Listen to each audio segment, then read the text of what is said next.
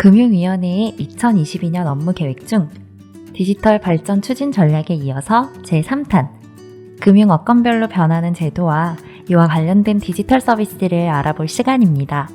다들 준비되셨죠? 이번 시간에는 은행, 보험, 카드 및 캐피탈사와 지방은행의 금융 발전을 위해 어떠한 계획을 추진 중에 있는지 알아보겠습니다.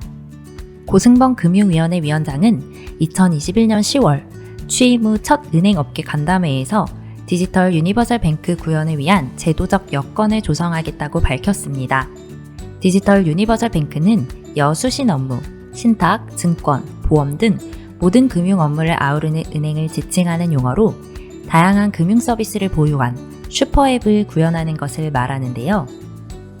기존의 전업주의 원칙을 고수했던 우리나라의 금융시장은 ICT 기술과 융복합된 금융 서비스를 제공하는 빅테크와 핀테크의 등장으로 금융그룹도 자회사별 전략 수립의 의미가 유명무실해졌습니다. 디지털 전환의 환경하에 기존 금융업과 핀테크, 빅테크 기업이 제공하는 서비스 경계가 사라지면서 금융당국 또한 은행들이 다양한 서비스를 제공할 수 있도록 규제를 완화하고 제도적인 여건 조성 마련에 의지를 밝혔는데요. 라이선스 취득 없이 금융사와 제휴 및 다양한 전자금융 서비스를 제공하는 빅테크와 달리 비금융회사 지분 20% 취득 시 금융위의 승인을 받아야 하는 강력한 금산분리 규제를 받는 금융사에 대한 우려의 목소리가 나오면서 고승범 위원장은 빅테크 플랫폼의 금융 진출 확대로부터 은행 산업의 디지털 전환을 위해 형성해야 하는 제도의 세 가지 방향성으로 1. 은행의 겸용 부수 업무 확대 2. 은행의 디지털 전환 위한 여건 조성 3. 빅테크, 핀테크 은행의 공정 경제 환경 구축을 제시했습니다. 첫째, 은행의 겸용 부수 업무를 확대하기로 했습니다. 음식 배달 서비스를 제공하는 신한은행, NH농협은행의 꽃 배달 결제 서비스 등 은행 플랫폼의 혁신 금융 서비스 등의 부수 업무가 확대됐습니다. 신사업 규제 샌드박스 활용을 통해 더 많은 생활 서비스 업무를 허용하면서 금융산업이 혁신 플랫폼을 구현할 수 있는 방안을 검토하기로 한 것입니다. 둘째로, 은행의 디지털 전환을 위한 제도적 여건을 조성하기 위해 금융그룹이 디지털 유니버설 뱅크를 구축할 수 있도록 지원하기로 했습니다.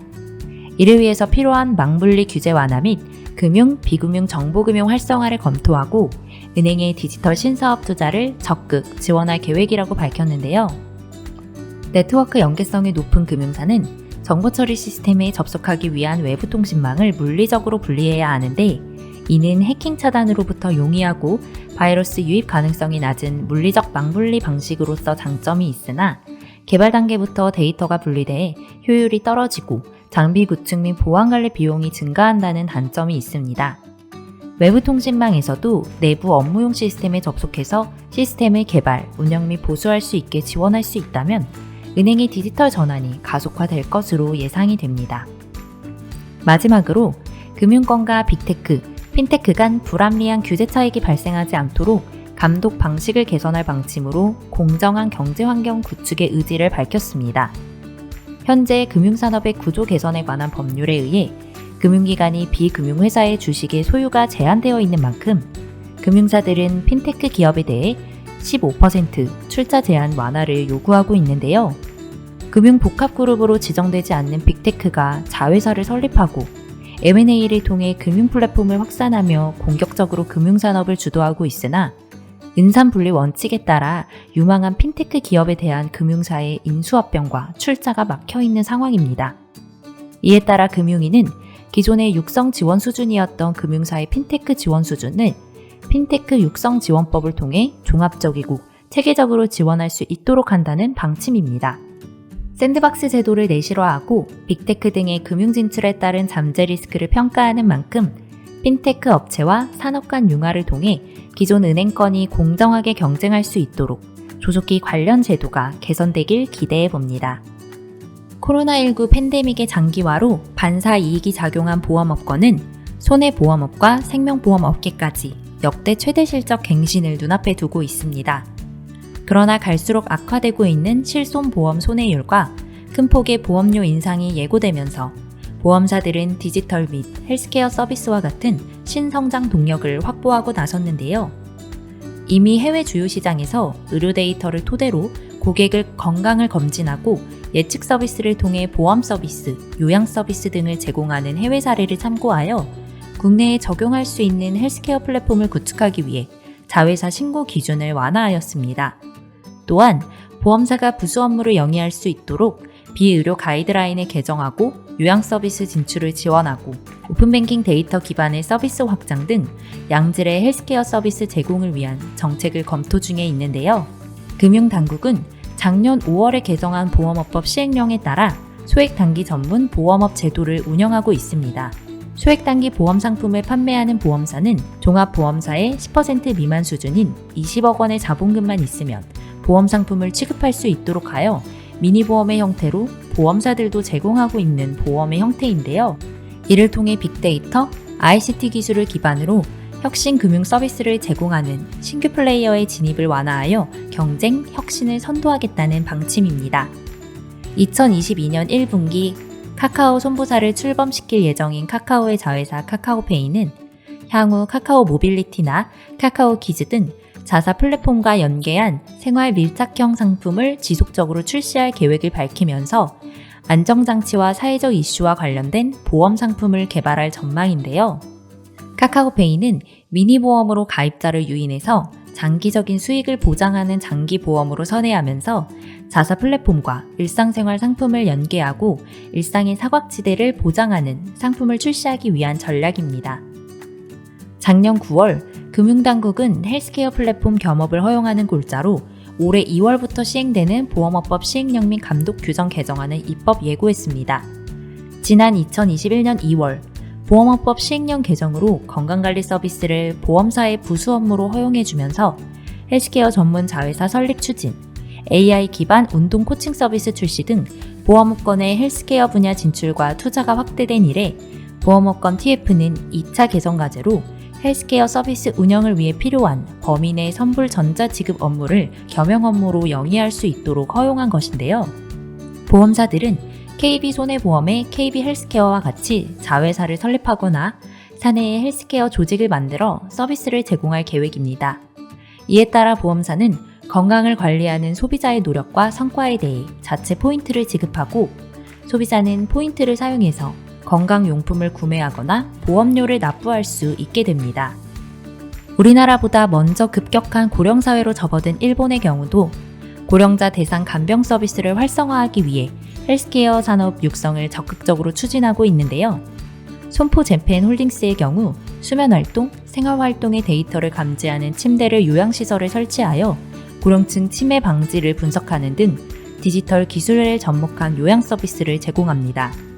이처럼 서비스의 범위에 따라 커넥티드 기기를 활용한 건강관리 보조, 모니터링 및 자가진단을 통한 질병 예측 서비스, 고객의 모든 의료, 생체, 행동 데이터를 기반으로 원격 의료 서비스 등 종합적인 의료 서비스를 제공하는 형태로 알려진 헬스케어 서비스가 단순히 건강검진이나 트레이닝을 기반으로 리워드를 제공하는 서비스에 그치지 않고 실제로 고객에게 필요한 건강상담과 전문병원 알선 등의 한국형 헬스케어 서비스가 필요하다는 게 보험 관계자의 입장입니다.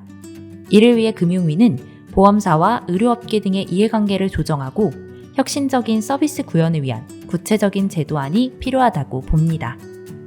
금융위는 여신 전문 산업이 종합 결제 사업자로 발전할 수 있도록 지원하고 데이터 축적 활용이 가능하도록 본인 신용 정보 관리업 업무와 개인 사업자 신용 평가업, 빅데이터 분석, 가공, 판매 및 컨설팅 업무를 추가하는 등 카드사의 부수 겸용 업무 확대를 2022년 금융산업의 경쟁력 제고를 위한 전략으로 제시했습니다. 특히 신용정보의 이용 및 보호에 관한 법률의 개정으로 개인 사업자의 신용평가업이 가능하게 되면서 기존의 법인사업체가 아닌 개인으로 평가를 받아야 했던 개인사업자에 카드사가 보유한 가맹점 데이터, 비금융 데이터가 신용평가에 합산되었는데요. 카드 수수료에만 수익을 의존하던 카드사들은 특화된 금융상품을 판매할 수 있게 되면서 수익의 다변화를 기대하고 있습니다. 금융규제 샌드박스 시행 이후 현재까지 154개의 혁신 금융 서비스가 지정된 가운데 카드사 역시 금융소비자의 소비 패턴을 정확하게 분석하여 맞춤형 서비스를 제공할 수 있을 만큼 활용 가능한 방대한 데이터를 기반으로 마이데이터 서비스를 제공하게 되면서 33개의 혁신 금융 서비스를 내놓고 공격적으로 서비스를 출시하고 있습니다. 카드사들은 카드 데이터를 기반으로 AI 자산관리 서비스, 전업권 포인트 통합 관리 서비스 등의 서비스를 제공하거나 타 금융사와 협업을 통해 보험 보장 분석 서비스나 신용점수 조회 이력 등을 내놓기도 했는데요. 또한 코로나19의 영향으로 카드 소비 동향 등 트렌드를 판단할 수 있는 만큼 결제 데이터를 가공하여 유의미하게 산출된 자료에 대해 기업들의 수요가 증가하고 있습니다. 하나카드는 3개월간 매장을 방문한 손님을 분석해 주변 동종 업종과 자사의 손님 유형 분포를 분석하고 매출 향상을 위해 손님들의 이동거리, 방문 빈도, 첫 방문 손님 등을 보여주는 마케팅 툴을 제공하여 효율적인 운영을 지원하는 사장님 서비스를 출시했습니다. 또한 나이스 평가 정보와 같이 매장의 매출, 상권 정보, 연체, 대출, 보증 정보 등의 데이터를 기반으로 사장님의 매장 신용 지수를 평가하여 전용 대출 상품을 출시하는 매장 종합 진단 서비스도 제공하면서 자사의 플랫폼에 락인될 수 있도록 자영업자를 타겟팅하고 서비스를 제공하기도 했는데요. 이처럼 신용카드사의 결제 데이터를 다 분야에서 활용할 가능성이 있으나 서비스를 기반으로 지속적으로 수익을 창출하기에 어려움이 있다는 지적이 나오고 있습니다. 유용한 데이터를 추출하기 위해 인력과 자금을 계속적으로 투입하고 있으나 현재까지는 걸음마 단계 수준입니다. 이에 대해 금융위는 카드캐피탈사도 타 금융사가 제공하는 생활금융 플랫폼과 같이 단일 앱에서 전 금융사에 흩어진 계좌를 조회하고 결제부터 금융상품 추천, 자금관리, 마케팅 등 종합적인 금융 서비스를 제공할 수 있도록 오픈뱅킹 서비스를 개시하도록 했습니다. KB국민카드는 스마트폰 데이터 통신이 단절되거나 화면이 꺼져 있어도 교통카드를 사용할 수 있도록 NFC 방식을 추가하고 MST, QR코드 등 다양한 경제 방식을 탑재해 범용적으로 결제할 수 있도록 오픈 플랫폼인 KB페이를 개선했고 가맹점 방문 없이 원격으로 결제를 지원할 수 있는 원격 결제 서비스를 제공해 확대 중입니다. 일평균 방문 고객이 100만 명에 육박하는 국내 금융권의 대표 플랫폼인 신한카드는 자동차 관련 서비스를 제공하는 마이카, 쇼핑 서비스인 마이샵, 올댓 서비스 등 생활 플랫폼 영역을 확대하여 수익 포트폴리오를 다각화하고 데이터와 디지털을 활용해 역량을 극대화하는 아젠다를 제시했습니다. 또한 금융위가 이커머스와 TV 홈쇼핑 방송을 온라인 라이브 방송을 통해 직접 물건을 판매하는 라이브 커머스에 대한 투자와 진출 등 여전사가 플랫폼 사업 영역을 확대할 수 있도록 허용하면서 카드사들이 온라인 채널을 활용해 최적의 마케팅을 구현해내고 있습니다. 신한카드는 확신 제작소를 오픈해 장기 렌터카 상품을 라이브 커머스로 판매하거나 제주 농협의 카라양을 단독 판매하면서 농어민들의 직거래 판매 채널을 온라인으로 확대해주기도 했는데요. 코로나로 인해 온라인 마케팅 활동이 증가하면서 라이브 커머스로 마케팅 채널이 확대된 카드사들은 보유한 빅데이터를 기반으로 맞춤형 상품 및 서비스를 출시하는 등 효과를 극대화하고 있습니다. 금융위는 본인 신용 정보 관리업에 참여하는 캐피탈사에 한해 연계된 보험 대리점업 진출을 허용을 검토하고 있습니다. 이미 보험 대리점 TM을 활용해 마케팅 정보 활용에 동의한 카드사 고객에게 보험 상품을 판매하는 카드슈랑스를 제공하고 있는 카드사와 반대로 빅카드 여전사인 캐피탈사는 과거 보험업법 시행령 개정안에서도 보험 판매는 제외됐었는데요. 빅카드 여전사가 금융기관 법인 보험 대리점이 되기 위해서는 보험업법 시행령과 여신 전문 금융업 감독 규정이 개정되어야 되는데 보험 채널이 이미 포화 상태이고 불안전 판매 및 민원 유발 가능성 때문에 캐피탈사의 보험 판매 업무에 대한 우려의 목소리가 있는 만큼 균형 있는 전략이 마련될 필요가 있습니다. 코로나19 이후 디지털 기반의 비대면 수요가 증가함에 따라 디지털이라는 새로운 성장 동력을 기반으로 시중은행이 혁신적인 비대면 디지털 금융상품과 서비스를 공격적으로 출시하는 한편 지방은행은 입지를 잃어가고 있습니다. 전략부터 업무 프로세스, 비즈니스 모델, 업무 시스템 등 근본적인 변화를 추진하는 시중은행에 비해 규모가 작은 지방은행이 막대한 자본을 들여 디지털 경쟁력을 확보하기에 어려움을 겪고 있을 뿐 아니라 신흥 경쟁자인 빅테크와 핀테크가 금융 서비스를 출시하게 되면서 지방은행도 디지털 전환에 어려움을 겪고 있는 상황인데요. 물론 DGB금융은 핀테크 스타트업 지원센터인 DGB 피움랩을 개소하여 스타트업과 협업하거나 핀테크 스타트업 뉴지스탁을 자회사로 편입하는 등 시중은행과 같이 공격적인 양상을 보이고 있습니다. 부산은행도 OCR까지 가능한 RPA를 고도화하여 디지털 서비스를 제공하고 있는 등 자체적인 디지털 서비스를 제공하고 있는데요. 그러나 4차 산업혁명과 관련한 첨단 산업이 계속적으로 수도권에 집중되고 생산적 금융이 강화되면서 지방은행이 설 자리를 잃어가고 있습니다. 금융위원회에서는 지방은행을 재활성화하기 위한 전략으로 1. 업무협력, 2. 인센티브를 강화하는 방식을 제시했습니다. 첫째, 금융당국이 나서 빅테크, 핀테크와의 업무 제휴 등의 협력을 지원합니다.